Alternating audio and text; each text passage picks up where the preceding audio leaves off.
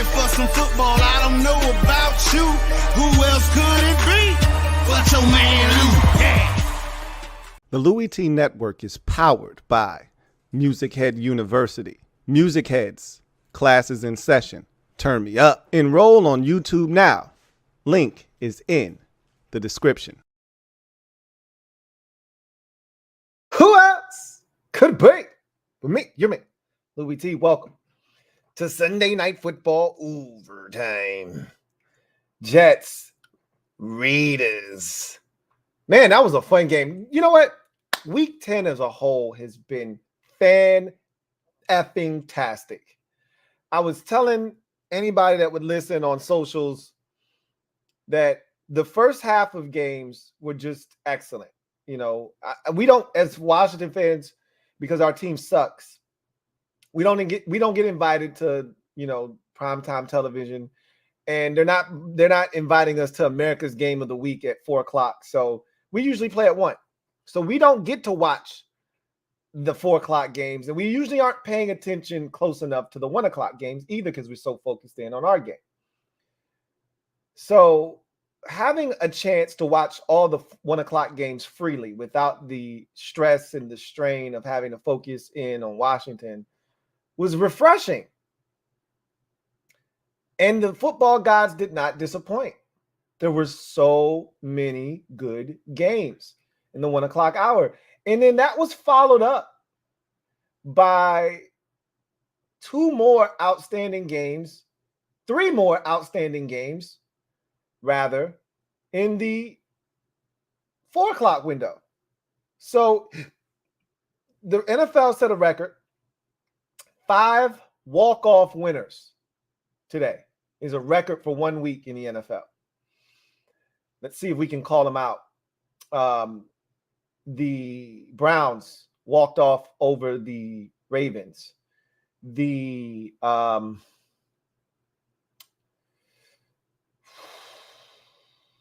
Texans walked off over the Bengals. And what was the other in the 1:00 hour?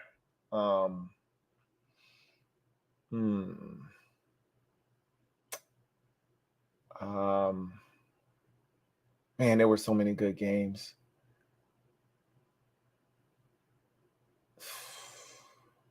I can't even think about the other one. I know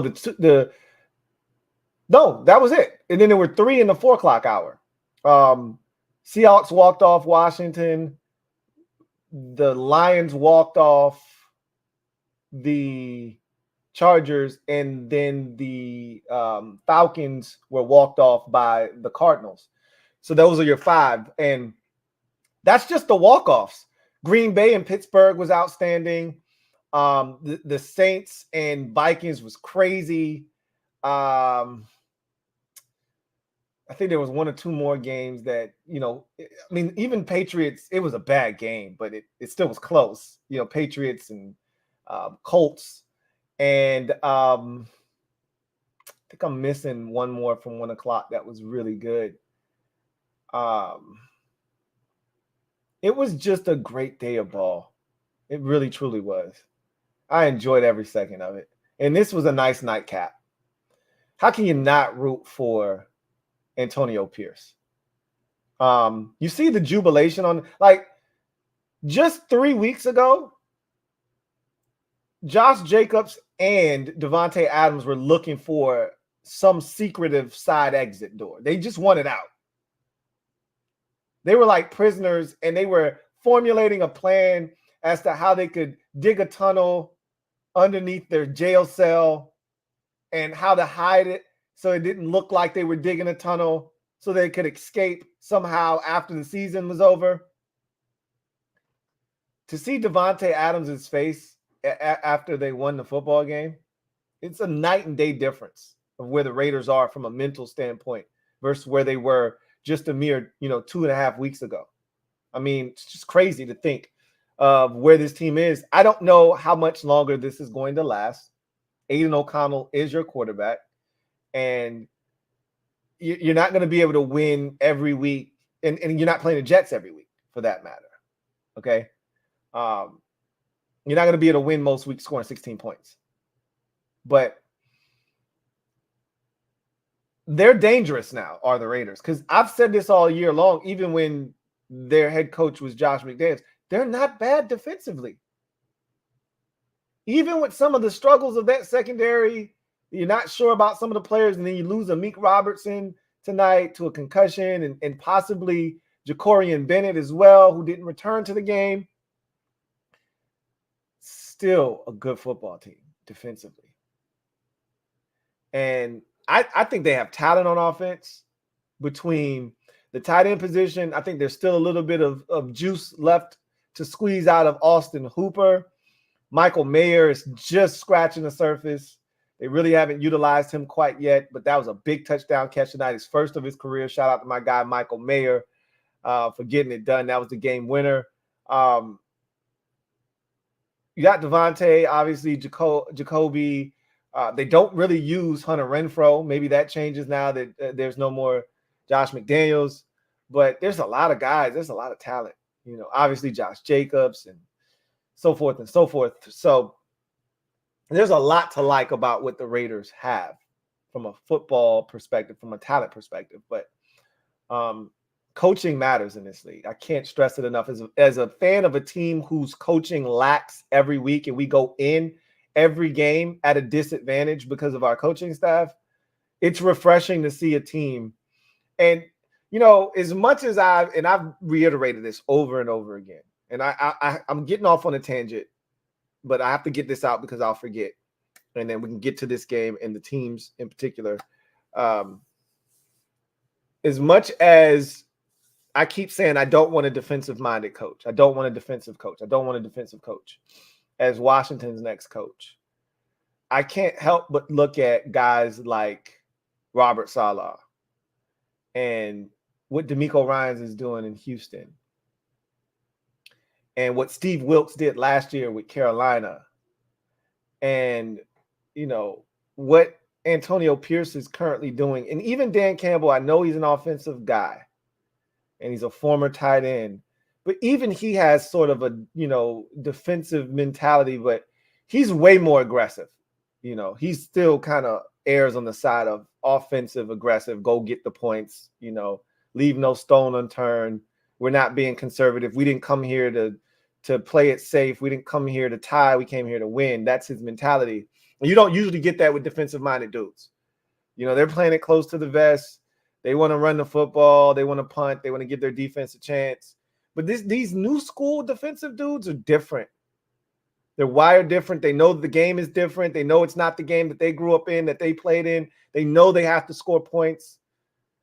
And although it was a throwback tonight, Pierce was turning around. How many carries did Josh Jacobs? I felt like he had to be approaching 30 carries tonight. And he felt like every time I looked up, he was toting the rock.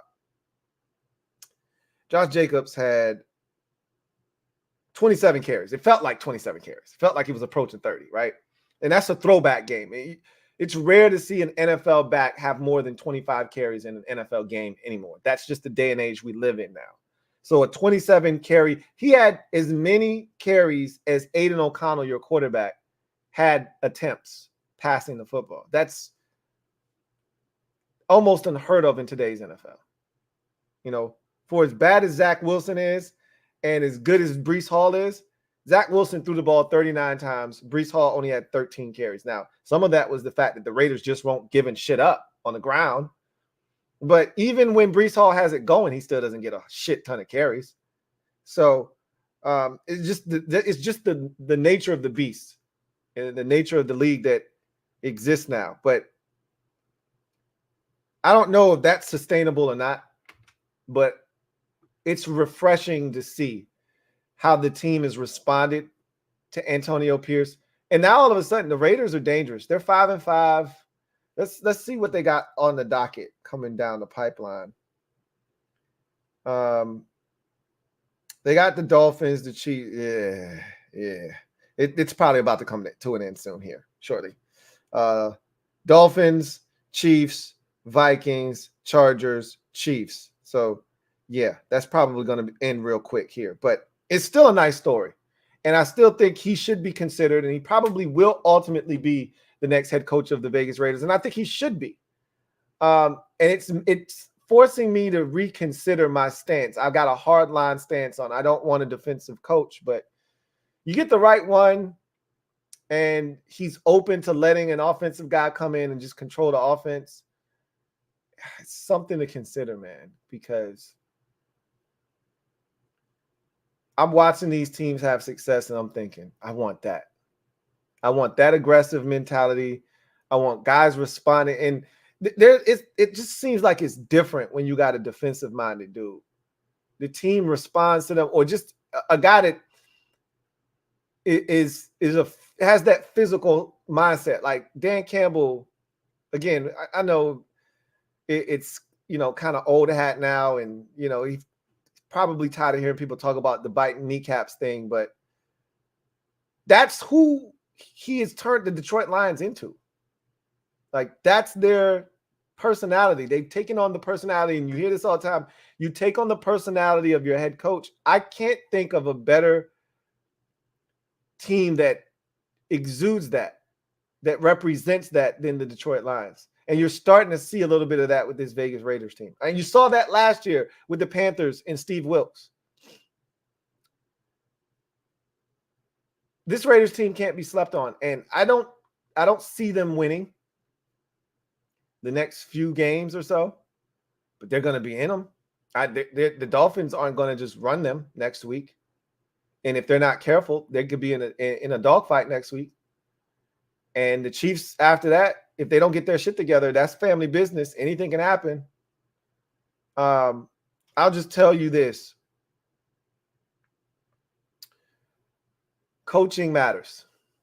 It makes all the difference in the world. When you believe in your coach and your coach believes in you, great point. And case in point, Robert Spillane. I have a confession to make. I'm a big Robert Spillane fan. Loved him when he was in Pittsburgh. Always wondered why he wasn't getting more snaps in Pittsburgh. I thought he was super physical, a better athlete than people gave him credit for. And he's just one of those tough as nails dudes that you can win football games with.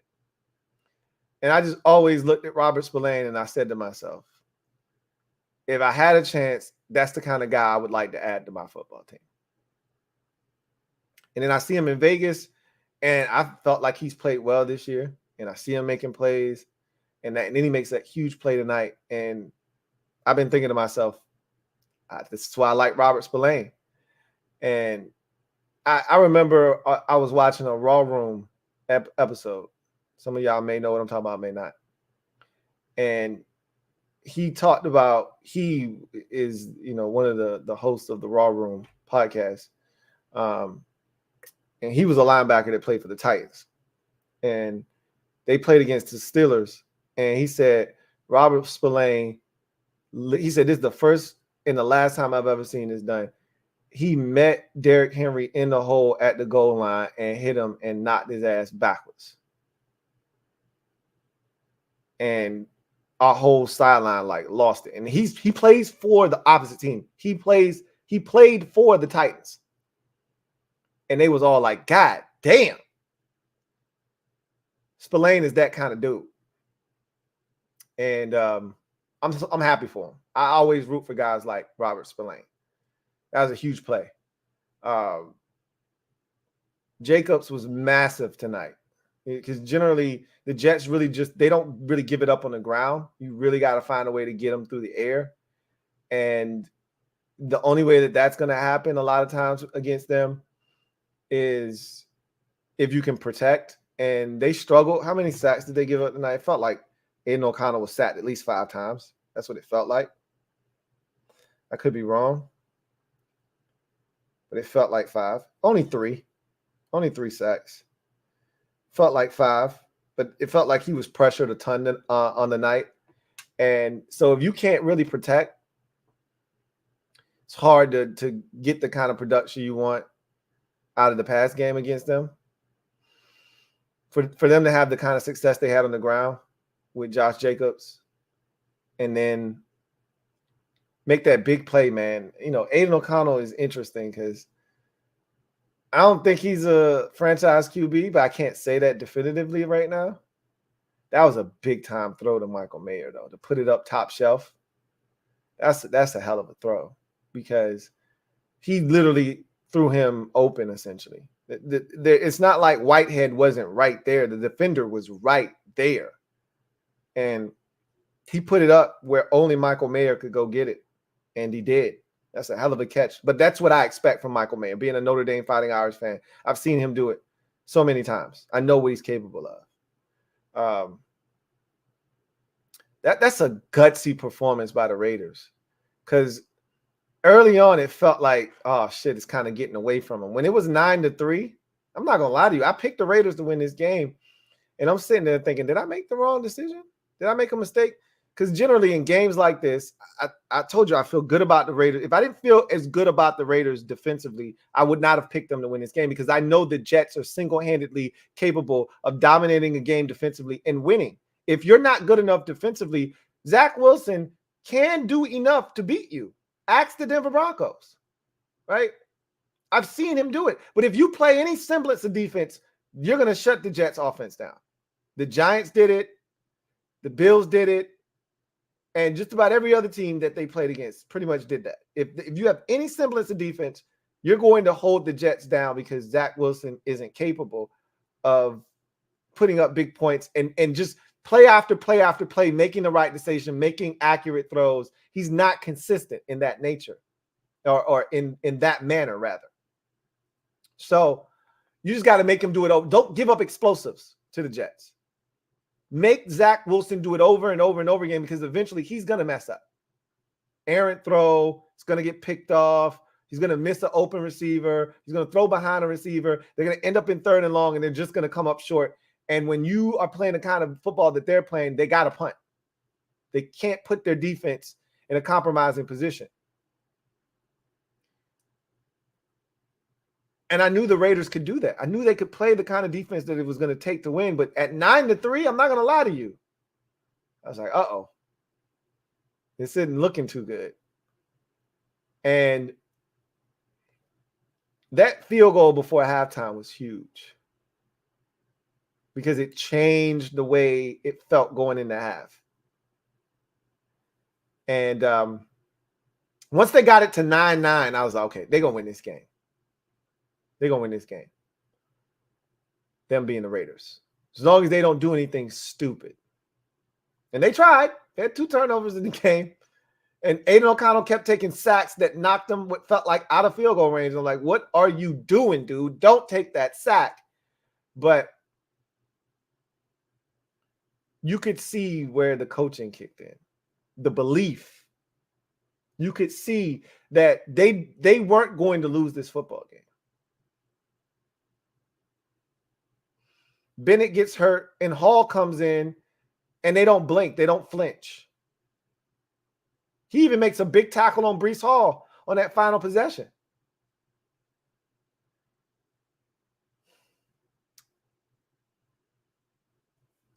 The Raiders just got interesting. I'll just say that. For the remainder of the year, they just got really interesting.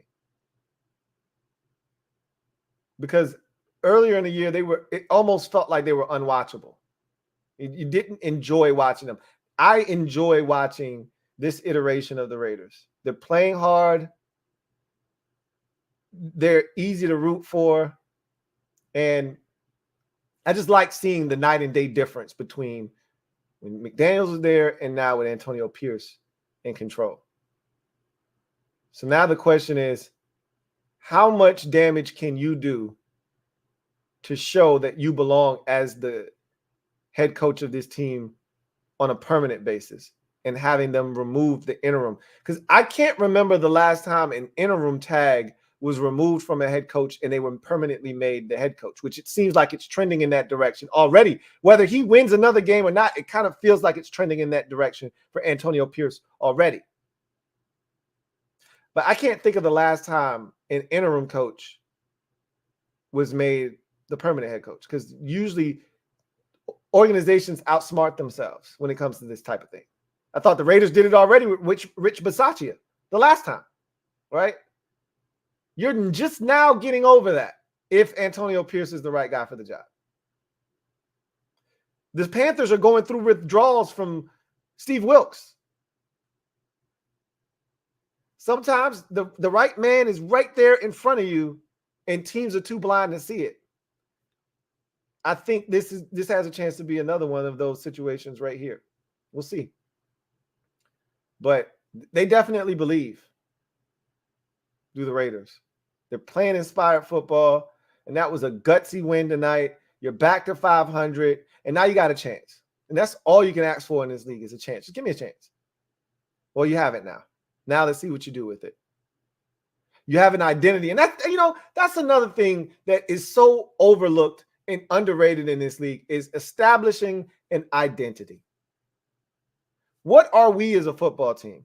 Let me look at Josh Jacobs' carries from the week prior against the New York Giants. I know it was a 30-6 shellacking, and you beat him up good, but I'm pretty sure he got carries in that game too. 26 carries for 98 yards for Josh Jacobs. Okay. 25 passing attempts for Aiden O'Connell, 26 carries for Josh Jacobs. That was last week. 27 pass attempts for Aiden O'Connell, 27 rush attempts for Josh Jacobs. That was this week. What that establishes to the team is we have an identity. You don't have to guess from week to week what we're going to do. You know who we are. You know what we're about. Here's how we're going to go about trying to accomplish our goal. Stop it. I love it. Because too many teams in this league don't establish an identity. So you don't really know from week to week what we're going to be. They know every week this is who we're going to be. Whether it's good enough to get it done is another discussion for another day. But at least they have an idea of what they're going to be every single week. They didn't know with Josh McDaniels who they were from week to week or what they stood for. They couldn't even identify who the quarterback was. This Raiders team is going to be dangerous. Tonight was one of those games. Just find a way to survive. The Jets are a tough outfit. Okay. I want to say something that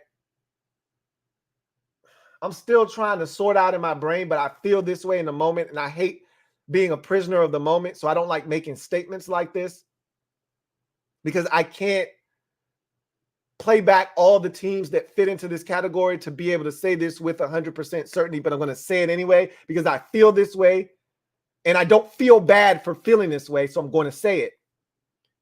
The Jets are the best team I've ever seen assembled that's a quarterback away, I think I've ever seen in my life. And clearly they designed this team. They built this team with the mindset of Aaron Rodgers is going to be our quarterback. So they had the quarterback. So it's a little bit different than a team that's been built and they already knew they were going to stink at quarterback, and they built the team to try to circumvent the quarterback position, which is all but impossible to do in today's NFL. You could do that 20 years ago when the Ravens won a Super Bowl with Trent Dilfer at quarterback. You can't do that anymore. The last team I think that won a Super Bowl in spite of their quarterback was the 2015 Denver Broncos. Peyton Manning couldn't even throw a 7-yard slant by the time the end of that season. He couldn't even throw a slant. I don't think you can do that anymore. We're approaching a decade since the Broncos won that Super Bowl over the Panthers. I don't think you can do that anymore in the NFL.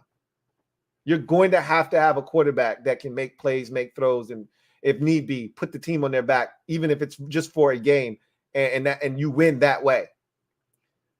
I think this Jets team, because they were built around Aaron Rodgers, this is the best roster I've ever seen assembled to win that is just missing a quarterback. With Aaron Rodgers, I mean, let's be honest with ourselves. With Aaron Rodgers in tow, under center, they might have struggled early on because it's not like they were a finished product, but far from it, as a matter of fact. They had struggles in the preseason and joint practices, one in particular against the Panthers. They struggled. And there was a lot to fix. But looking at how their season has broke down and how close they've been in just about every single game. I don't know if they've gotten their ass handed to them in any game this season. Let's look. I'm curious now. I don't have to guess. Let's just look and see.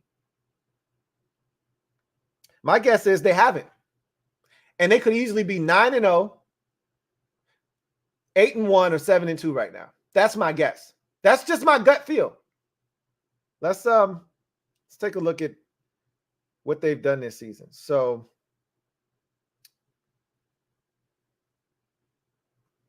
won by 6 in their first game. That's the one ass whooping, the Cowboys game. And obviously, if Aaron Rodgers is in the lineup, they might not beat Dallas because that's a good Dallas Cowboys defense.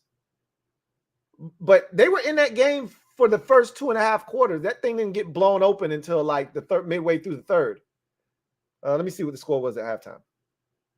This was an 18-10 game at halftime. They were right there. Right? So that's the one game that got away from them. Maybe they don't beat Dallas. Maybe they do with Aaron Rodgers. But they lose to the Patriots 15-10. They don't lose that game. They lose to the Chiefs 23-20. They don't lose that game. They beat the Broncos by 10. They beat the Eagles by 6. They beat the Jets in overtime. They needed overtime and 2 missed Graham Gano field goals to squeak by the Giants 13-10. They don't need any of that with Aaron Rodgers. Here's another shellac, and they got their ass whooped on Monday night last week against the Chargers. We did see that happen. Aaron Rodgers plays, they beat the Jets in that game. No doubt about it. Anybody that watched that game knows the Chargers did not play well offensively that game. The Jets were so bad offensively, it made the Chargers' job a lot easier to win that football game. That was a close ball game too. They had the punt return for a touchdown. I think there was a turnover or something that set up another one. And this game was never close. It was 14-0 in the first quarter, and then it was 17-3 for a while there. But they may not beat the Chargers. I think they probably would have beaten the Chargers, to be honest with you, if Aaron Rodgers plays. And then this game tonight against the Raiders, they would have won this game if they had Aaron Rodgers. The only one I'm willing to concede is the Cowboys game, and even that one, Aaron Rodgers owns the Dallas Cowboys. They probably win that game, to be honest with you. This football team is so good. It's not just the defense. The offensive weapons, are you kidding me? And I made fun of them for going out and getting guys like Alan Lazard to please Aaron Rodgers. He's been awful this year, right? And I laughed at him. 4 years, $40 million for Alan Lazard? Are you kidding me? What are you doing? You might as well give me the money. Like, what are we doing? But all jokes aside, they got stuff on top of stuff on top of stuff on top of stuff. Like the tight end position is ridiculously loaded.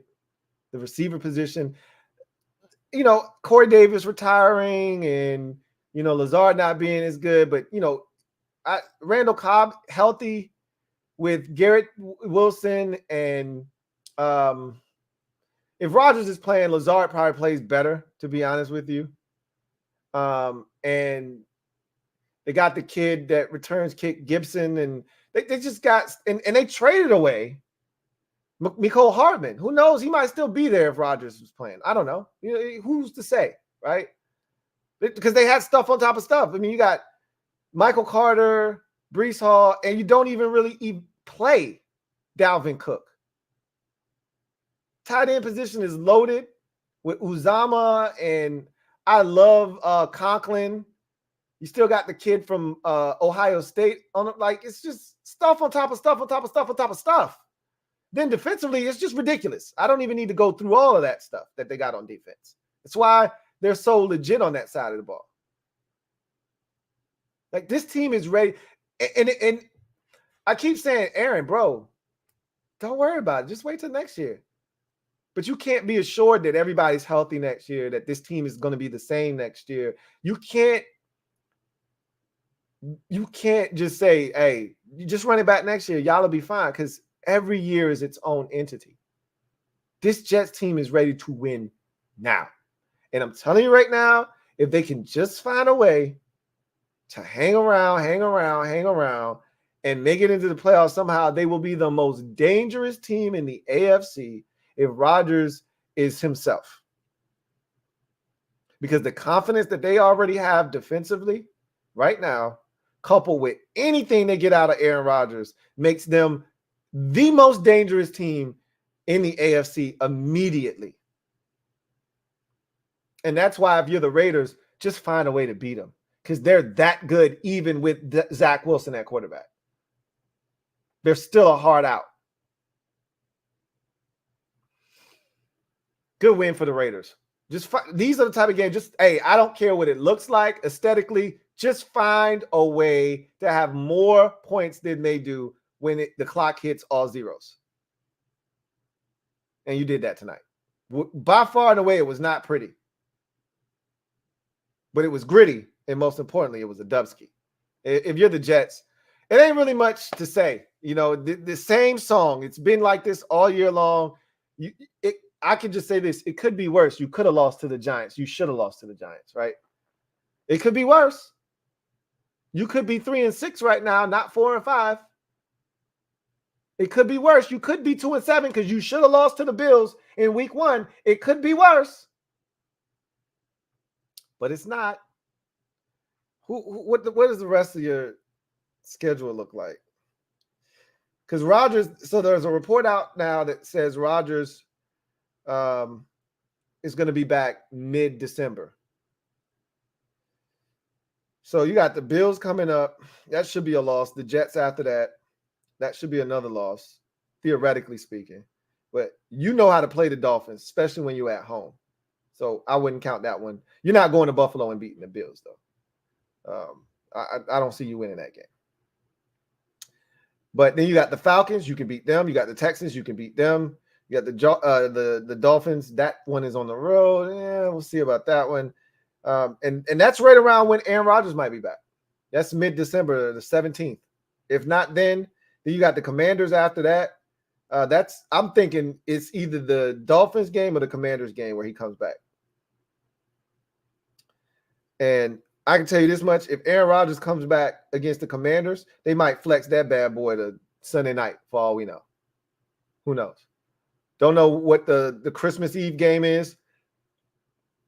And I think, do they play on Black Friday? They do. So they're not going to, well, they don't have shit to do with. They play on Thursday Night Football against the Browns. So they're not going to touch that Washington game on Christmas Eve because they play 4 days later on Thursday Night Football against the Browns, which all of a sudden looks like a hell of a football game, by the way. So you could be 6-7 because I think you're going to lose to the Bills and the Dolphins. You could beat the Dolphins, though. I ain't gonna even hold you. But let's just say you lose those 2 games and then you beat the Falcons and the Texans. You could be 6-7 and Rodgers comes back.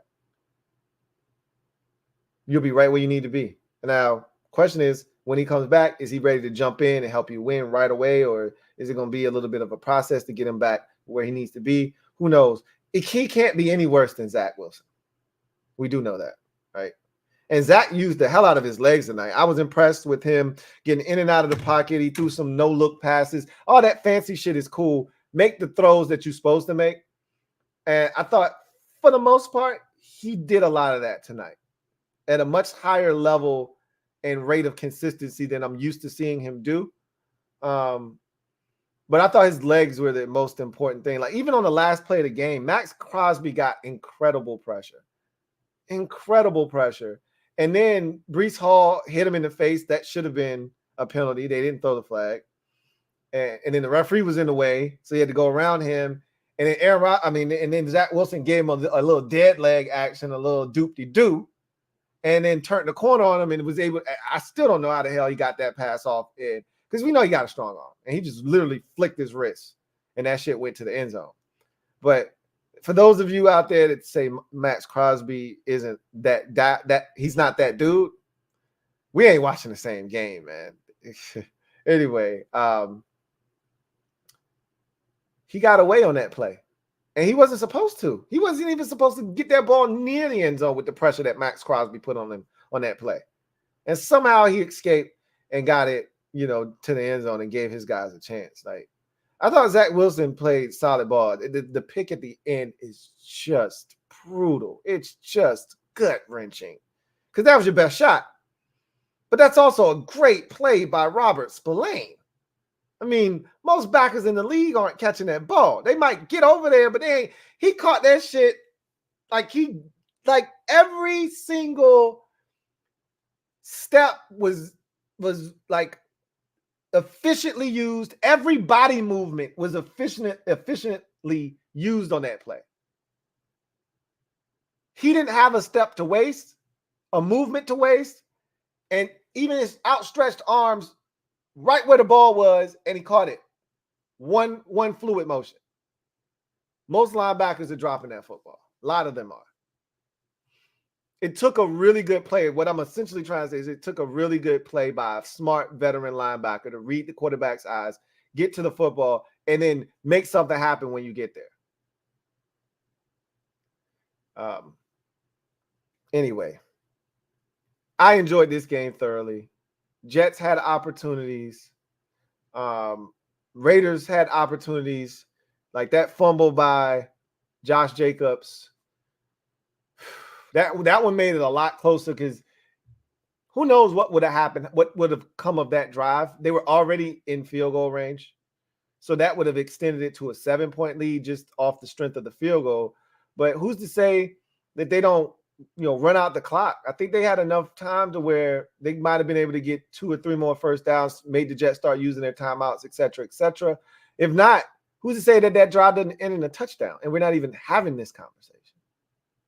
Anyway, big win for the Raiders. They're back to 500 at 5-5.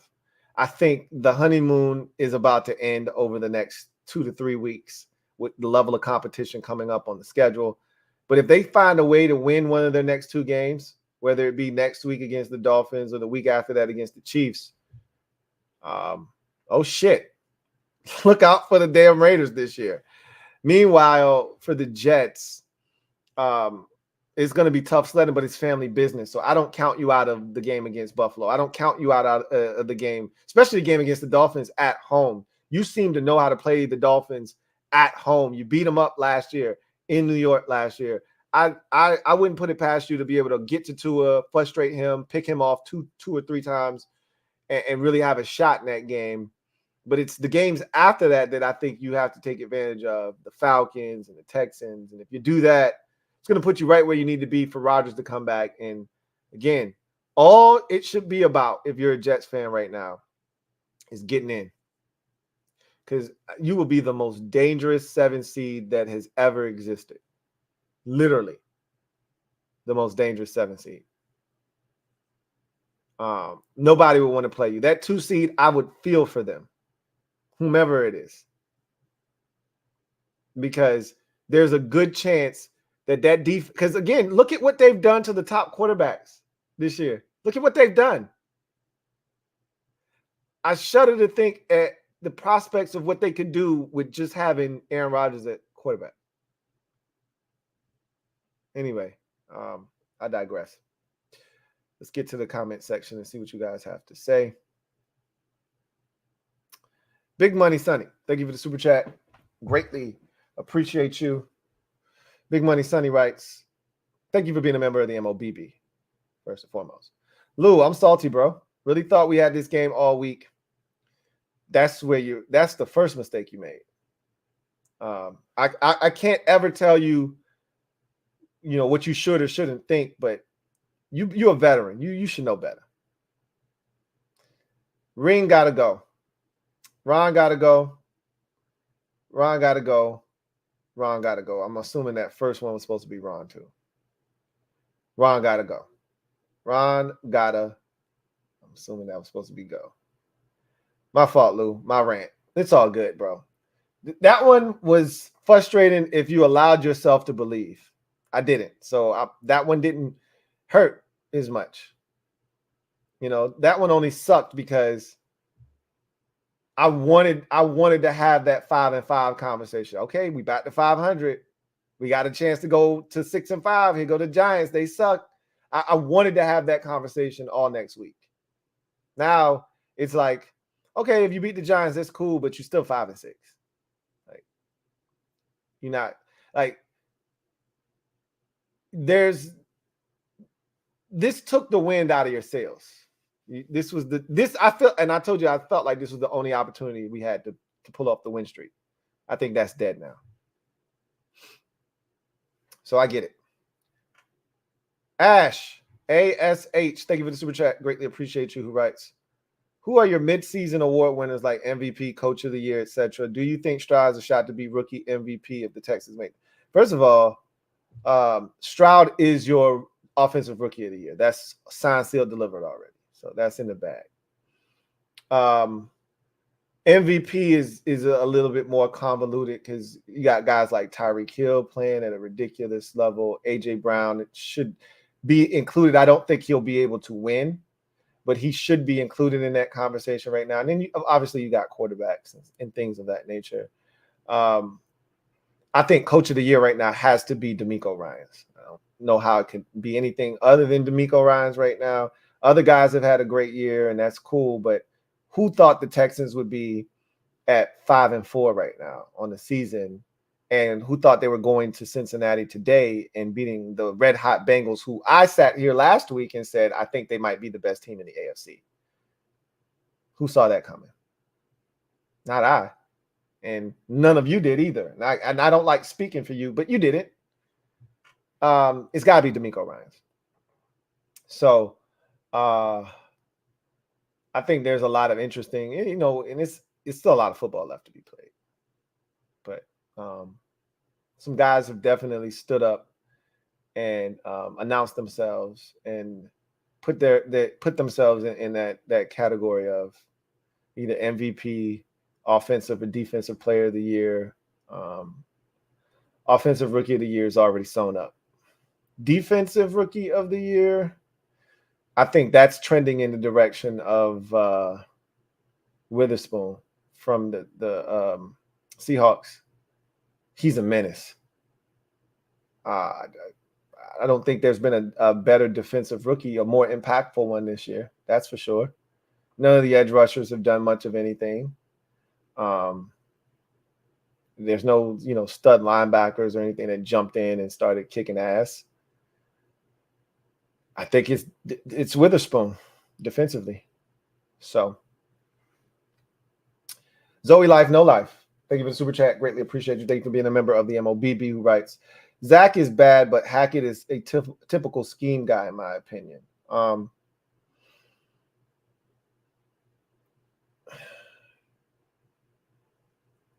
assuming you're talking about Nathaniel Hackett. I don't know what Zach you're talking about. I don't know if you're talking about Zach Taylor, or I don't know who you're referring to, but Hackett was brought there for one purpose and one purpose only. That was to attract Aaron Rodgers, to make the offense as easy as they could to transition for Rodgers. So everything that they did was geared towards Aaron Rodgers being a quarterback. So him not being there or in healthy to play it effed up everything pretty much. DJ23, thank you for the super chat. Greatly appreciate you. Thank you for being a member of the MOBB, who writes, I don't know who, but maybe we need a new voice like Vegas. Again, we don't have that guy. That's why I said it was cool for them to do what they did because they had that guy in the building. We don't. We don't have that guy in the building. Unless you think Eric Bieniemy is that guy. I don't think he's that guy. And furthermore, I want Eric Bieniemy focused in on calling an offense. I don't want him to be tasked with team management, overseeing the entire operation, and having to deal with, game day situations, timeouts, challenges, etc., etc. I just want him to focus in on calling plays because he hasn't even mastered that yet. Just do that. It's easy for Antonio Pierce to go from inside linebackers coach to interim head coach. He wasn't calling any plays. He could just let whomever he trusts do that. If the guys that are doing it, we're doing it already and he thinks they can do a good job, he can just leave them in their current position. He doesn't have to change any of that stuff. If he didn't feel like those guys were doing a great job, and I think McDaniels was probably calling the offense, And then he could promote the running backs coach or whomever he might have promoted and let them call the damn offense. Clearly, he wants to run the ball. So that's not hard to promote somebody you trust that has the same ideology that you do, right? We don't have that in Washington. So I'm struggling with the whole defensive-minded guy thing because I may be running from the thing that we ultimately need the most. Because if Sam is who I think he is, while I want to marry him with a young offensive mind that he can grow with for years to come, I also understand that defensively we need a dude. We don't need just any. We need a dude calling our defense. For too long, we done had a bunch of average Joes calling the defense, going all the way back to Joe Barry, right? Joe Barry, and then Greg Minuski, and Jack Del Rio. It's been average Joe after average Joe after average Joe. We need a dog. We ain't had one of them probably since Greg Bloch, because he was like a disciple of Greg Williams. It's probably how far back you got to go. Even before him, it was Haslett. At least Jim Haslett, he was too damn aggressive, but at least he was aggressive. Shit. I'd rather die by the blitz than sit back by, and again, I say that now, but what's really frustrating is getting beat on 3rd and 17 because you blitzed, or, blowing a big lead like we did against the Texans because you blitzed too damn much. And you're giving up big play after big play after big play. But, man, sometimes it's hard to die by 1,000 cuts. Knowing that you can't get to the quarterback and then just getting carved up. That shit's tough, too. But you just got to make a decision and you got to roll with it. Big Money Sonny, thank you for the super chat. Greatly appreciate you. Double up. Thank you for doubling up. Who writes? Lou, we getting clapped next week against the midgets. We're gonna follow up and get D done in. I'm assuming that's supposed to be on Turkey Day. EV auditioning afterwards. Answers, Lou. We need answers. No, we're gonna win next week. There's no doubt in my mind. That Giants game has been the single biggest revelation of the season for us. It did so much for Sam. That was a really big lesson learned that day. I've loved the growth. I mean, today was a great example of what that Giants game kind of instilled in him getting rid of the football, getting the ball to the check down. Antonio Gibson and Brian Robinson both had the most completions or catches on the day. Why? Because he didn't feel comfortable. And when he didn't feel comfortable, he found the check down. That's huge. It's called growth. I think if Wink Martindale approaches us the way that he did the last time, he will get his ass whooped in this game. Now, defensively, I have zero confidence in this group. However, I do have confidence that they'll get it done next week, but they just got to stop Saquon Barkley. If they can do that, the Giants have no chance. Zero chance. If they can't stop Saquon Barkley, we got a fight on our hands. It'll be as simple as that. Thanksgiving will be interesting because it's family business, and Sam ain't no joke. And defensively, Dallas ain't no joke. But if we can sink our teeth into their ass, we can make it a real long day for them.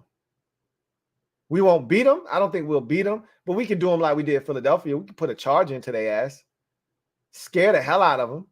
And if they slip up and they don't have a clutch gene like the Eagles do, we might be able to sneak their ass. Who knows? We'll see.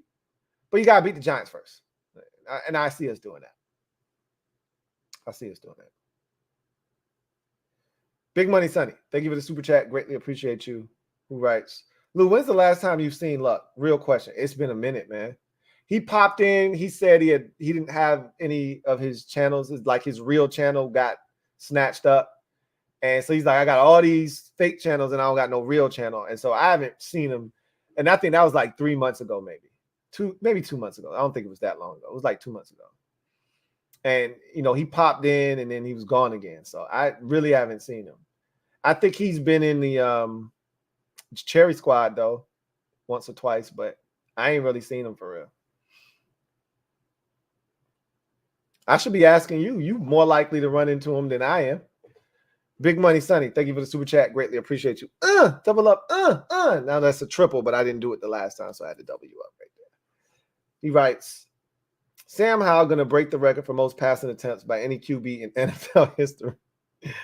As long as they equate to touchdowns, I'm with it. NHO, Lou. I really hate that he's even in that conversation, but that's where we are, and that's what EB wants to do. And who am I to stop them from doing what it is that they're doing? It's working, and it ain't led to wins now, but it ain't because Sam ain't holding up his end of the bargain. New Howell order. I just hate that EB can't seem to understand the importance. And again, it kills me because this is coming from a former running back, a guy that was a running backs coach for most of his coaching career, spanning, multiple decades, whether it was in the 90s at UCLA or, in the 2000s with the Vikings and, all the different places he had been. He was a running backs coach. You would think that somewhere in there's the desire to want to run the football. But all that time he spent with Andy Reid has totally warped his brain and changed the way he thinks, and can't argue with success. When you go to the AFC Championship game 5 years in a row, and you go to 3 Super Bowls and you win 2 of them, I guess I would probably be making those changes too, I guess. Big Money Sonny, thank you for the super chat. Greatly appreciate you. Who writes, Lou, meanwhile, we have no Mike linebacker from these clowns. Sad, Lou, sad. It still baffles me how 2 guys that played linebacker in the NFL for as many years as they did could not find a way to identify a linebacker. And not Jamin Davis or somebody in the first round where it should be easy for you to identify talent. I thought they would be able to identify a linebacker in the 4th, 5th, 6th, somewhere in day 3, even undrafted for that matter. And they were never able to do it. Never able to do it. And the sad part is I don't even think they really even tried. They just kept bringing back John Bostic and David Mayo. That shit's frustrating. Fat American, thank you for the super chat. Greatly appreciate you. Fat American, thank you for being a member of the MOBB writes. I think EB has been doing pretty well with what he's got. Ron left EB with the dismantled O-line and mid tight ends, and EB has them playing decent. Ron, dumb as hell. I guess on one hand, I see where you're coming from. On the other hand, I'm like, nah, that ain't. He was given talent. That's part of the reason why he wanted to come here. He saw talent on this roster. Now, I think he thought he would have Amani Rodgers at tight end as well. But he saw Terry, he saw Jahan, he saw Curtis, he saw Diami, he saw talent. I don't think he's utilizing it as well as he could, but he's getting results nonetheless. And what I'm coming to grips with is it don't have to be the way I want it to look. Because as a fan, you want it to look a certain way. I'm a proponent because we all have philosophical beliefs, things we think you should do in certain situations. For instance, me personally, I get in the 3rd and 1. I don't want to be in shotgun. I get inside the 5-yard line and I want to run the ball. I'm not getting into the shotgun. I get 2 yards away from the end zone. I'm not going to be in shotgun. I'm just not. But we're not the only team that does that. That's a league-wide phenomenon, right? That's what teams do. They get in the red zone, they get in the short yard situation, and they get in the shotgun. So that's not how I view short yardage situations, but guess what? I got to learn to be okay that this ain't how we do things. This is how we do it.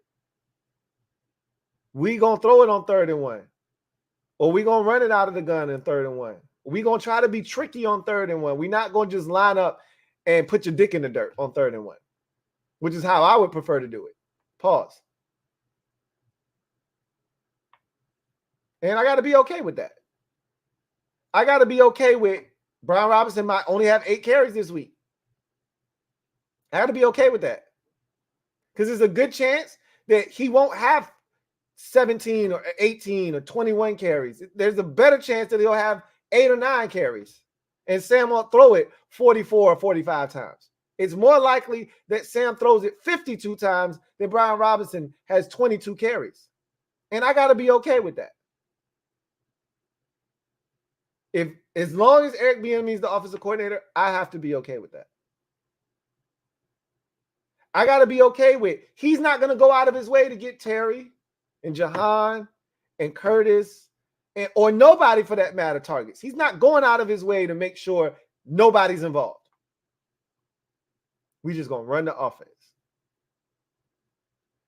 I don't like that shit because I think players win you games, not schemes. But if he's going to be here, I got to be okay with that. Fat American, thank you for the super chat. Greatly appreciate you. Double up. Thank you for doubling up. Who writes? Lou, I hate to say this. I hate it. But I'm going to have to ruffle some feathers here because I just have to say it. Terry is a 1B. I'm sorry. You're entitled to your opinion. There are going to be a lot of people that don't agree with you, but there are going to be some people that do agree with you. You're not alone in that thought process. It's easy to say that Terry's a 1B because of how he's being utilized. I guarantee you, if you put him on a team with a competent quarterback and an offensive play caller who doesn't adhere himself to a scheme necessarily, but more so, hey, I got to find a way to get my guys the ball, you wouldn't be saying that about Terry. I feel confident in that. But again, it is what it is. You didn't say he was a 2 or a 3. You said he was a 1B. That's not far-fetched. That's not far-fetched. You essentially said he's not like, it's not bad. He's not Robin, right? He's like Spider-Man, but like an alternate version of Spider-Man. He ain't the main Spider-Man, if that makes any sense. Fat American, thank you for the super chat. Greatly appreciate you. Who writes? Lou, I disagree. I think EB came here because we were the only one seriously offering him anything in case he was ready to move on. EB has been a net. Yeah, no, you're not wrong about that. I think we were the only ones that were serious. There were other teams interested. You know, don't forget the Ravens were interested too, but I think we were the most interested.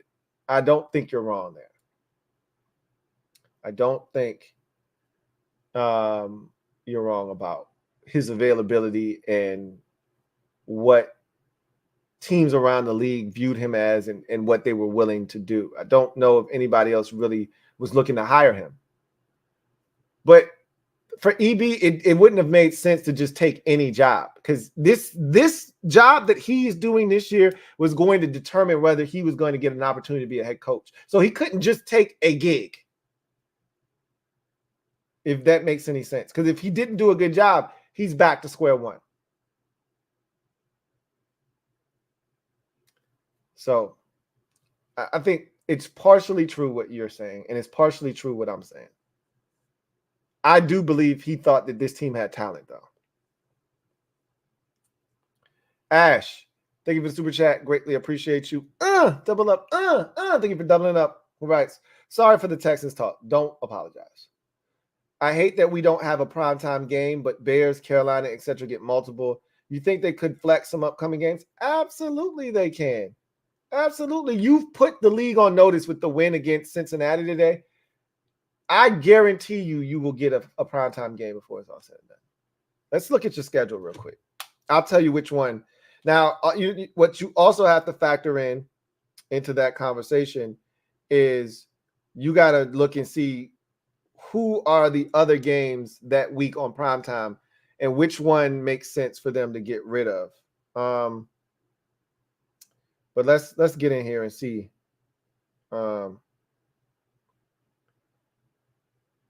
What your schedule looks like.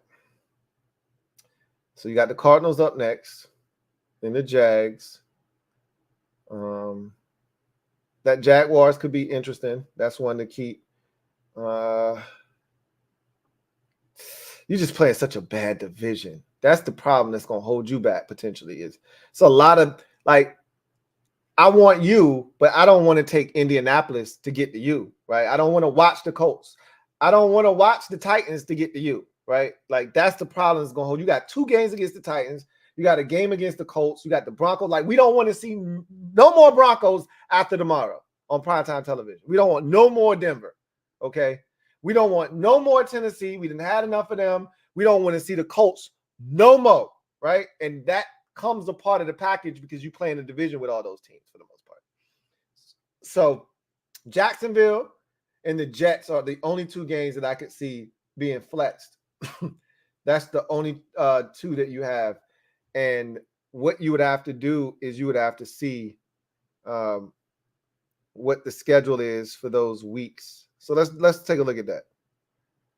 Let's take a look at the NFL schedule for those weeks. And see what the prime timers are. So you got the Jaguars in week 12. That's Thanksgiving week. So that's going to be tough because they're not moving those Thanksgiving games or the Black Friday game. So you kind of just stuck there.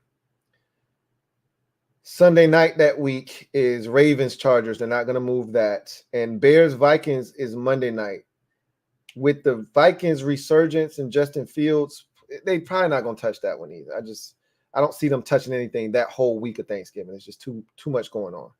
So then your only other shot, I think, is going to be week 14 with the Jets. Here's the problem with that is the week prior, I think the Jets are on Thursday. Let me see. No, they're not. I think it's the next week.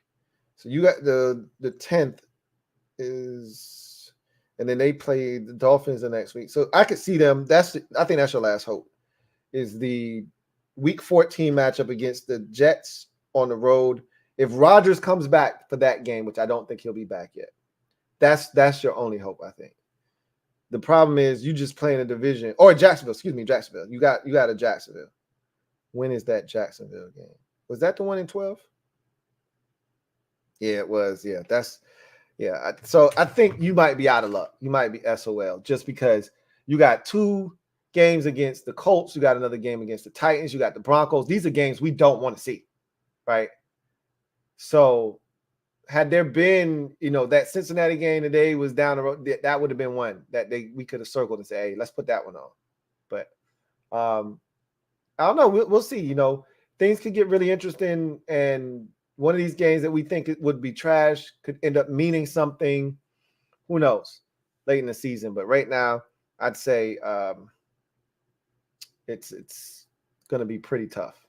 So what you got to keep in mind is that Carolina almost made the playoffs last year, so they didn't think they would be as bad as they are right now. And then they have the number 1 overall pick. And then the Bears were a chic pick for a lot of people going into the season. I don't know why, because I didn't think they were going to be very good, but they made all those moves and they were an improved roster and people thought they could be good. So unfortunately, you were supposed to stink. And this is what happens when you're the Texans and you're supposed to stink. And usually when you're supposed to stink, you do. Duncan Wright, thank you for the super chat. Greatly appreciate you. Thank you for being a member of the MOBB. My guy Duncan writes, I hate you all. Why did you give Chase Young to the Niners? He became Micah freaking Parsons today. You gave the Niners the Super Bowl. Come on, man. Well, if that means you don't win it, then we did what the hell we were supposed to do, Duncan. Now, didn't we? Now, didn't we? Big Money Sonny, thank you for the super chat. Greatly appreciate you. Thank you for being a member of the MOBB. My guy, Big Money Sonny writes, shout out to B-Rob. He balled. Shout out to bro. He definitely came to play. Shout out to B-Rob. He can't be tackled. Shout out to B-Rob. Give him the rock. I've been talking about B-Rob since before the season started, and how I thought he would be a huge part of this offense, and I thought Eric Bieniemy would have more of a dedication to the run game than what we've seen. So that's kind of been surprising to me, a bit jarring actually, because I didn't see that coming. But I knew B-Rob would be better than he was last year, because I think we just assumed that was the best of B-Rob, and a lot of us forgot that he even got shot because he came back so quickly, and it seemed like such a distant memory. But I was like, I'm telling y'all, go back and watch pre-shot B-Rob and compare him to the guy you saw last year, and I'm telling you, it's not even close. And that's what you're seeing this year. And B-Rob is an animal. He just don't get enough touches. Fat American, thank you for the super chat. Greatly appreciate you. Fat American writes, but do you think Terry can match these superstars? Which superstars are you referring to? Of course he can. He's done it before.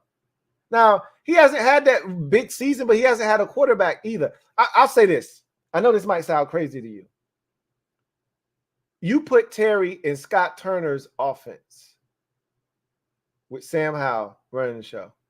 I bet you Terry is already at 900 yards receiving this season already with the way Sam is playing right now.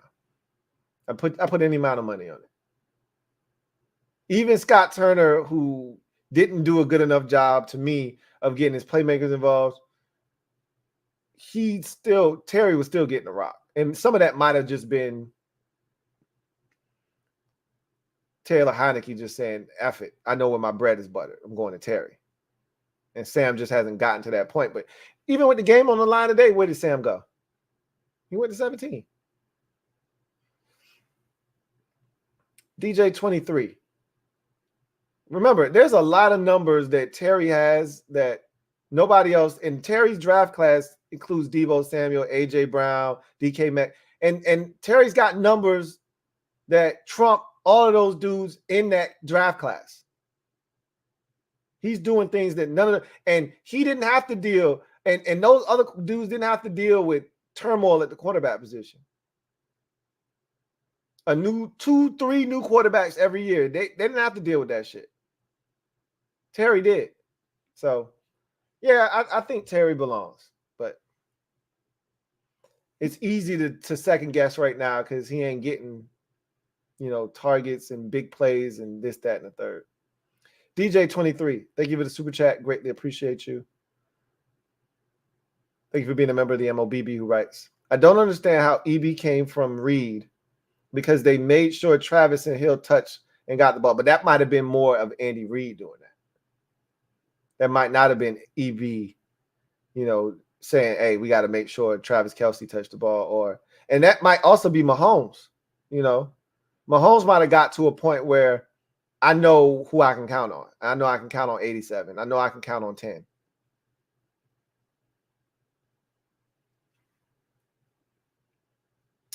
Big Money Sonny, thank you for the super chat. Greatly appreciate you. Who writes, major shout out to Fat American Lou. The question will always stand, is Fat American really a fat American?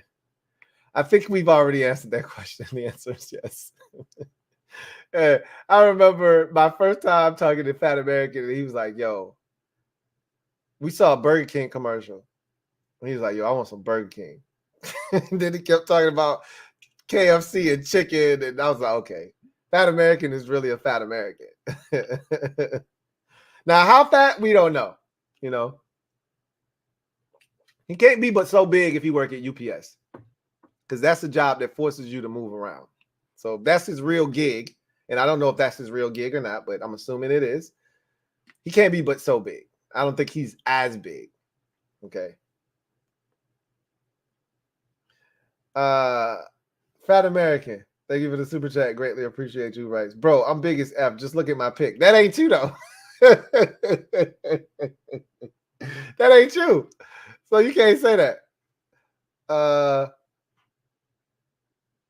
Fat American. How about this? AJ Brown or Terry if on the Eagles? I mean, AJ Brown is a different specimen, though, right?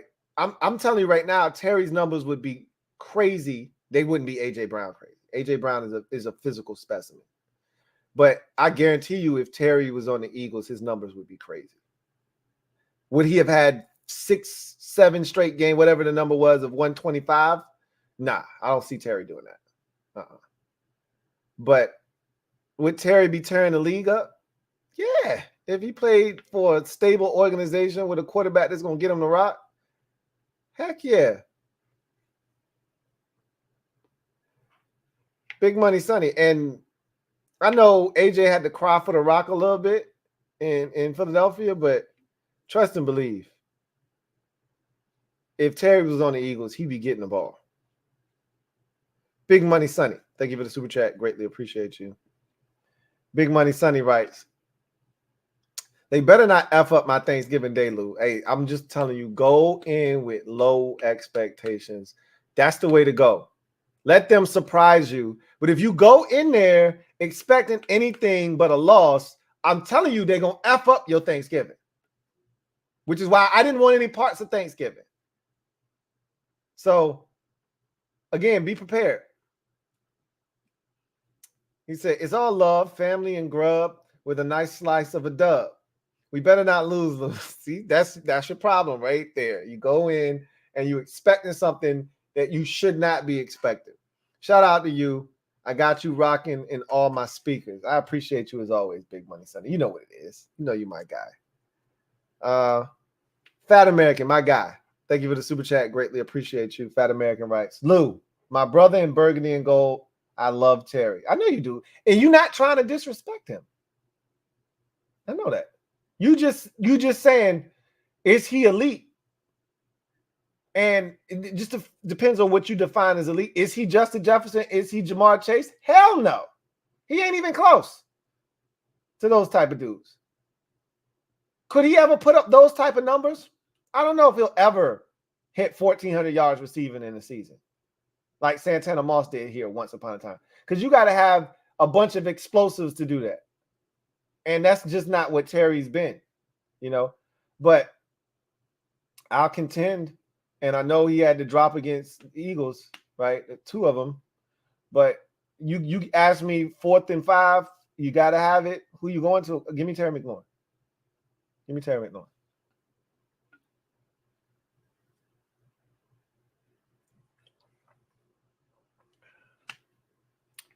All right. We got a couple minutes. Get to the comment section. See, Niners fan says, pass rush was back like cook crack today. LOL. Chase definitely gave us a spark. And I expected that. And I think he'll help you a lot because he'll fit in. He doesn't have to be the guy now. He's not looked upon. Like, I don't know if he really handled being the main attraction very well. But now he gets to go to San Francisco and kind of just blend in. They're going to talk about him and Bosa's relationship and this, that, and the third, but he's just one of the guys. He's just a part of the machine, a cog in the machine, rather.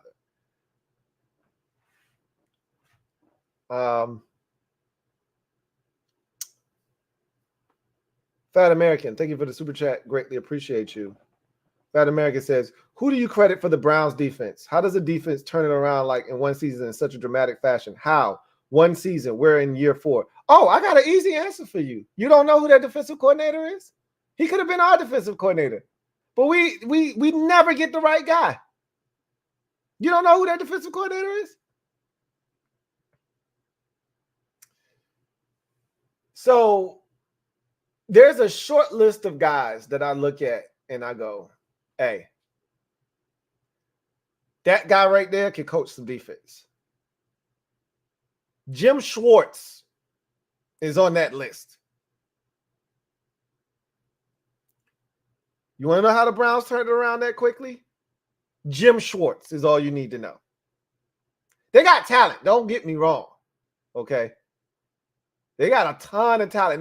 Their GM has done a fantastic job of adding free agents and draft picks, like the Newsome kid at the cornerback position out of Northwestern. Mwah. Great pick. But also going out and plucking away the safety from Kansas City out of UVA, Juan Thornhill, also going out and signing Zadarius Smith. Excellent signing, right? They've made all of those little moves, but look, guys like Sione Takitaki that they drafted, like these are the gems you got to find along the way, and they've done that. Like you can't miss on your first round. They didn't miss on Myles Garrett. They didn't miss on Denzel Ward. So those are cornerstones for you. Meanwhile, we draft Chase Young, potentially, and I get it, Denzel Ward was a top 5, top 7. Manuel Forbes isn't, but I don't know if Forbes is going to turn into Denzel Ward. My guess would be no. But you can't miss, and they haven't. But Jim Schwartz is the reason. Long story short, they got a defensive, and he's not even like diabolical in the sense of blitzing. He just knows how to put it together.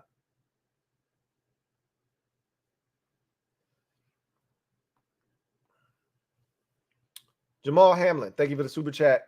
Greatly appreciate you. Jamal Hamlin writes, EB trying to expedite the quarterback. By the end of the season, I think Sam would have thrown 2 years worth of passes in HO. It's crazy because you just keep waiting for like a little patch of the season where it slows, sort of like the sacks. You know how they've kind of slowed down now? It's not egregious anymore. We were on pace for like 100. Now I'm pretty sure that pace is slowed down to like maybe high 60s. We won't set the NFL record if we keep doing it like we're doing it now, right? I just kept waiting for like a stretch where Sam only threw it 29 times or 31 times. That shit ain't coming. That shit is not coming. Period. Don't look for it because it ain't coming. He throwing that bitch every bit of 40 every week, if not 50. Fat American, thank you for the super chat. Greatly appreciate you. Fat American writes, Jets, Ravens, Chiefs, etc. These defenses don't play because they're well coached. That's why they don't play. Period.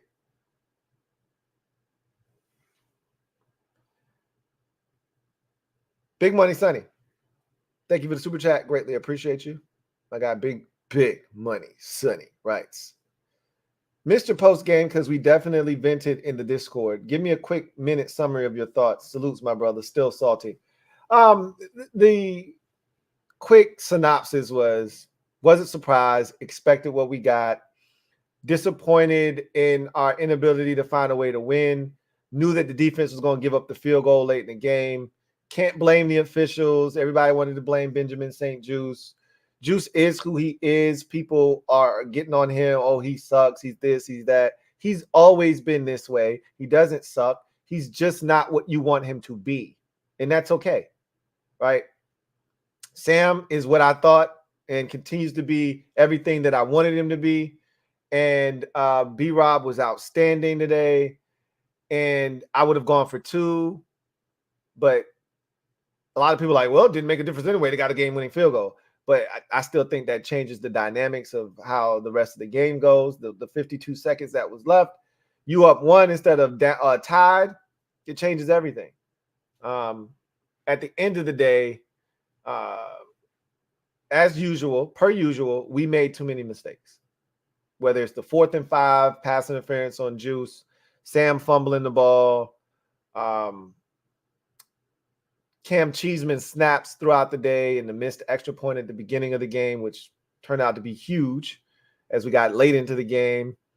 I could go down any list of mistakes that were made. The 3rd down at the end of the game when Seattle was on a 3rd down and 7 and we give up the completion to DK Metcalf for the first down. Then we give up another one to him and a catch and run.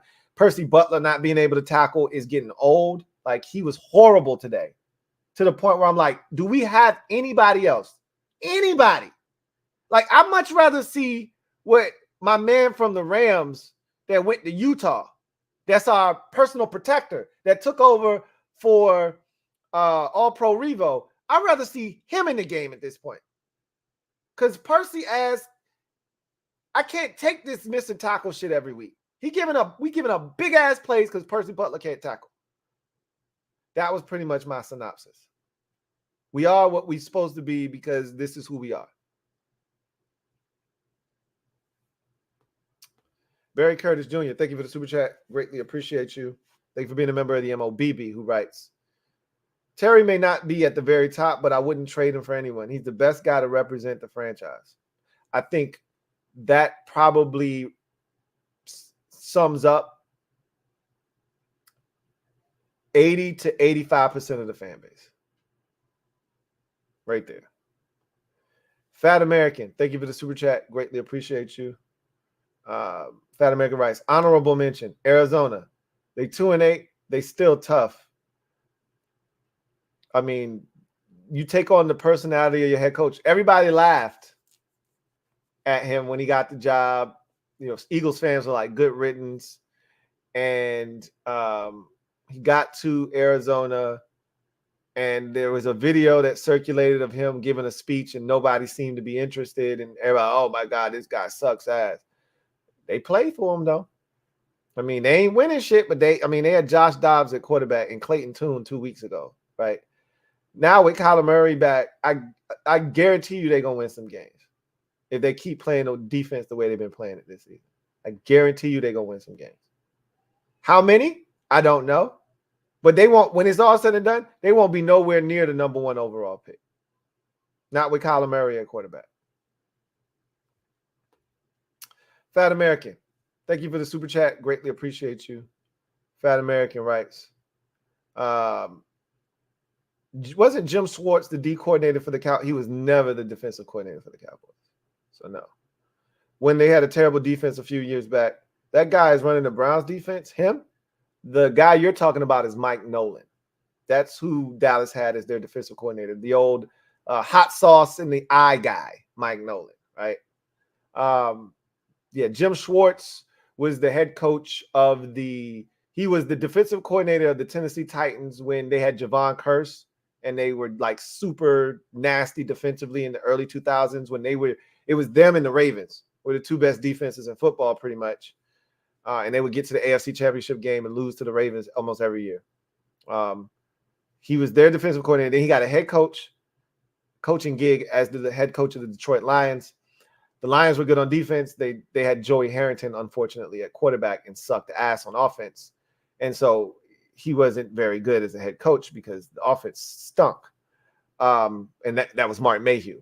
But anyway, or that might have been Matt Millen. I think that was actually Matt Millen. But again, whatever. He ended up being a coordinator for the Eagles for a little while. And then he went and forgot. I want to say the Eagles might have been his last gig, and then he retired briefly, and then he came back, and he's with the Browns now. So he's a beast. Big Money Sonny, thank you for the super chat. Greatly appreciate you. Who writes, real talk, my homie was a pitcher for the Padres, and coach's MLB pitcher says Howe has a ridiculous menu. Meaning he could throw the ball a ton of different ways. NHL, Lou, let's get it. New Howl order. So we know he can throw from a bunch of different arm slots and angles. I mean, we saw the touchdown he threw. Both passes to Brian Robinson were kind of similar arm slots where he dropped down sidearm. Sam he's a special cat, man. Like, but most of us who been on board already knew that. None of us are surprised. I can't speak for anybody else. I'm not surprised. I did the homework. I knew what we were getting ourselves into. The only question I had was what they put around him going to be enough? It was him getting beat up by the offensive line going to damage him mentally. Was him having to be be in two different schemes 2 years in a row, was that gonna, stunt his growth? The answer was clearly no. Which is why if he has to get in another offense next year, I think he'll be fine, but I just don't want to keep doing that to him. You know what I'm saying? If you really want him to take that next step, you got to let him play in an offense for more than 1 year. Big Money Sonny, thank you for the super chat. Greatly appreciate you. Who writes, oh, yeah, that bullshit ejection of the Rook. Make it make sense, Lou. Seriously salty this year for some reason, Lou. That was a bullshit ejection. I don't have anything for you on that one. He shouldn't have been thrown out of the game. I knew they were going to do it, though, because he left his feet. But he wasn't trying to take him out. You know what I'm saying? It was a bang-bang play, and it's unfortunate he got thrown out of the game. I don't know if his presence changes anything, but I damn sure would have liked to have found out. That's for sure. DJ23, thank you for the super chat. Greatly appreciate you. Double up. Thank you for doubling up. Who writes, I think I know why EB passes so much. To say he took a 5th-round quarterback and made him a passing leader in the top 10 of touchdowns might get him a head job. I thought about that, but I think just calling a balanced offense and giving us the best chance to win would have spoke volumes for him. That's really what he needed to do. Taking Sam Howell and changing the way people view him and turn him into XYZ quarterback in these different categories, I don't know if that's necessarily going to change somebody's mind to make you their head coach. Winning is what gets you jobs in this league. And it was easy to dismiss EB, even though he came from a winning program, because it was easy to say he wasn't running shit. He wasn't in charge of nothing. Now, he's definitely in charge of the offense. This is his show.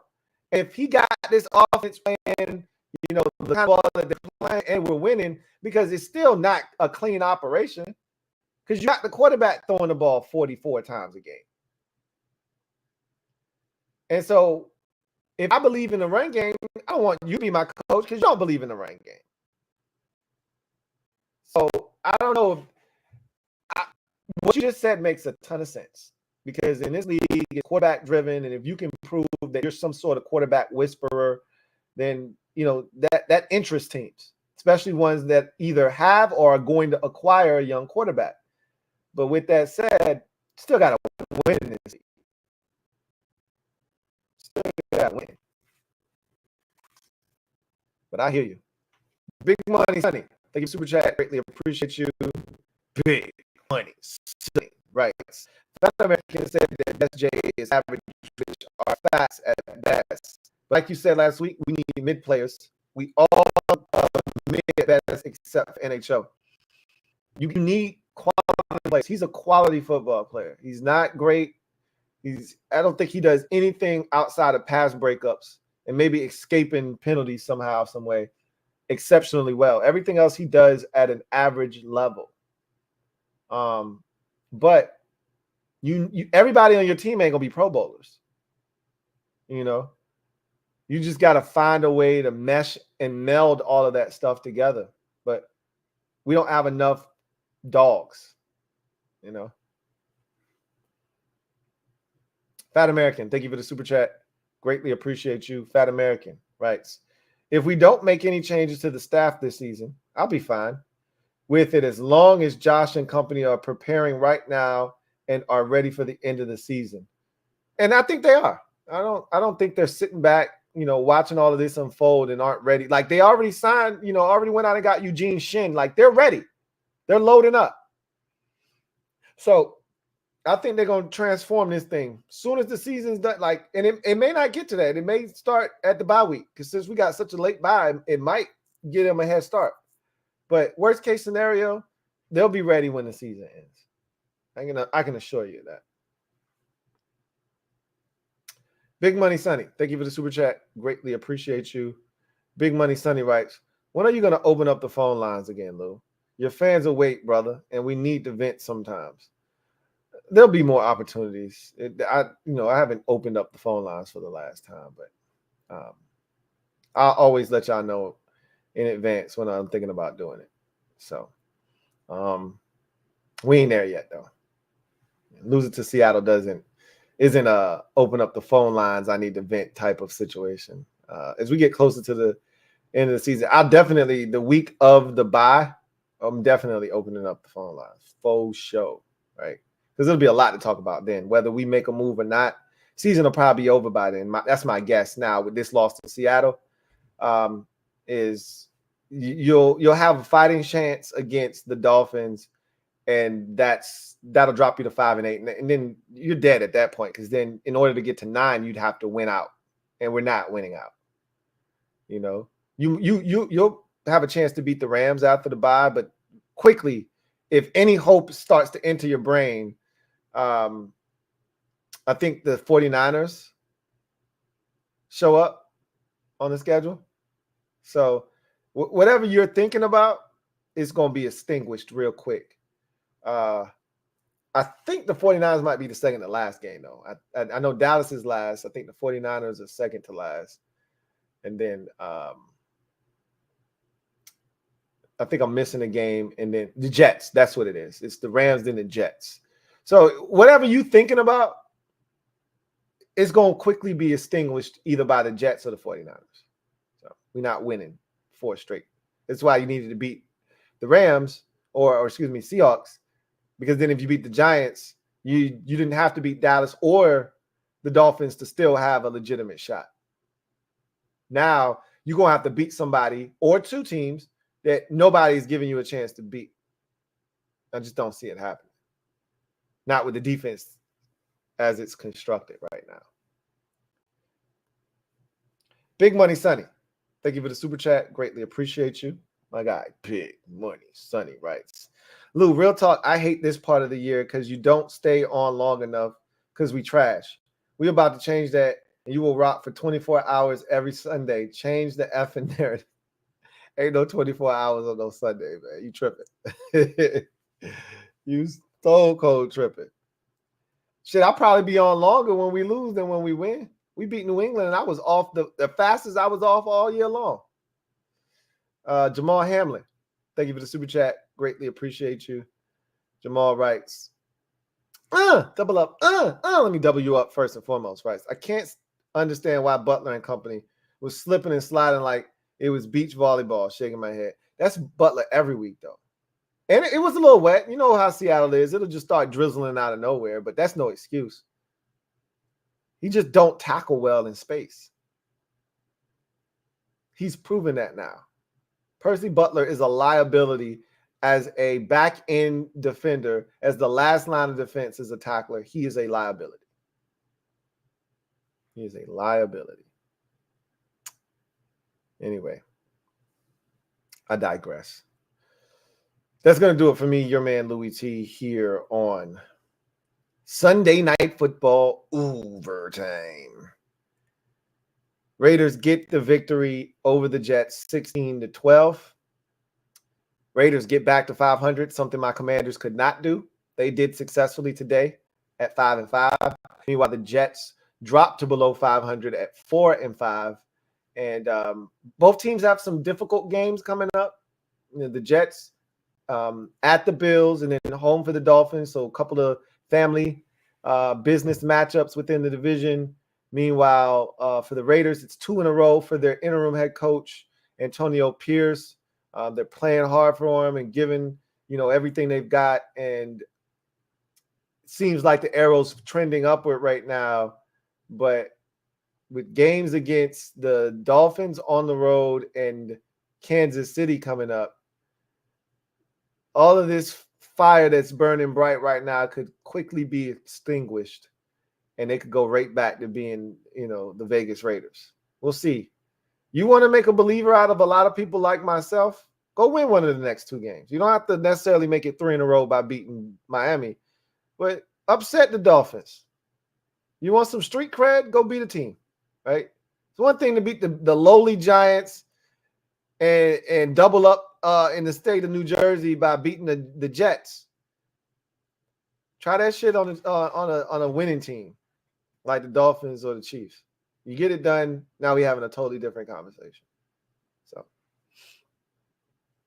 DJ23, thank you for the super chat. Greatly appreciate you. Who writes, if we lose to the Giants, those phone lines going to be open 24/7, LOL.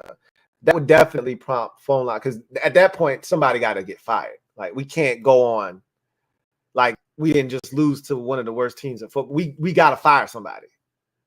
Like, that's a fireable offense. Getting swept by the Giants, and Daniel Jones didn't play in either one of the games, and Andrew Thomas ain't playing either one of the games. And I think Kayvon Thibodeau got a concussion in this game. Andrew Thomas re-injured himself. Like, they're so banged up, and you lose to Danny DeVito, heads got to roll immediately. Not immediately. Immediately, heads got to roll. Like, after the game is over, because we at home, hey, don't bother coming in tomorrow. Shit's over, bro. Pack your shit up tonight.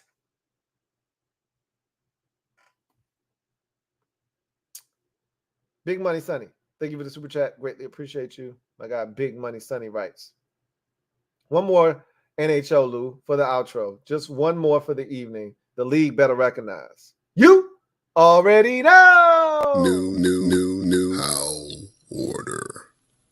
New how order. New how order. You know how we do it. Because if you don't know, now you know. It's NHL. And the takeover has long begun, bro. It's too late to stop it. You either get down or you lay down. But our boy Sam is in town and he wrecking shit. Next up is the Giants. They're the only one that hasn't got some work yet. We ain't beat Philadelphia. He ain't beat Philly though, but he gave them work. You know what was funny? Me and last thing, and I'm out of here.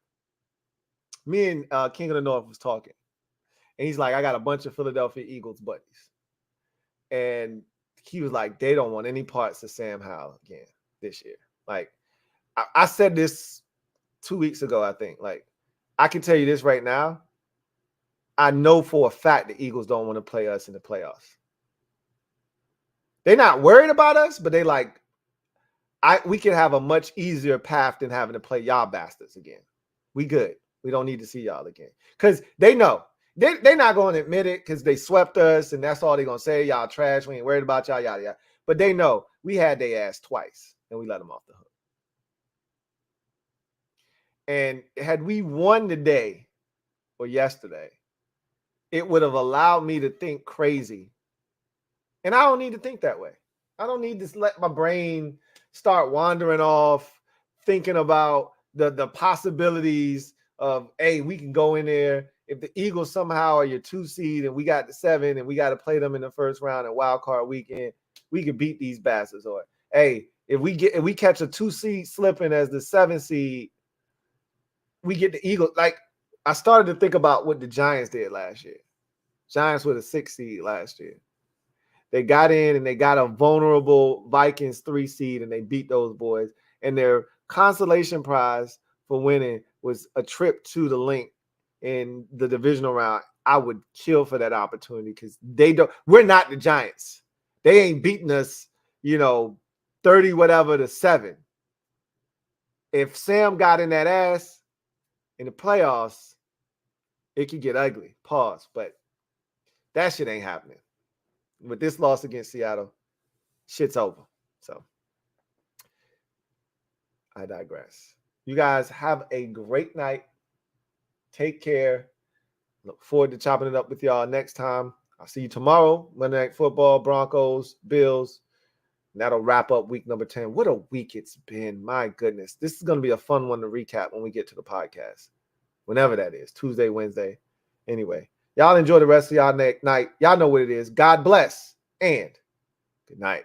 New how order.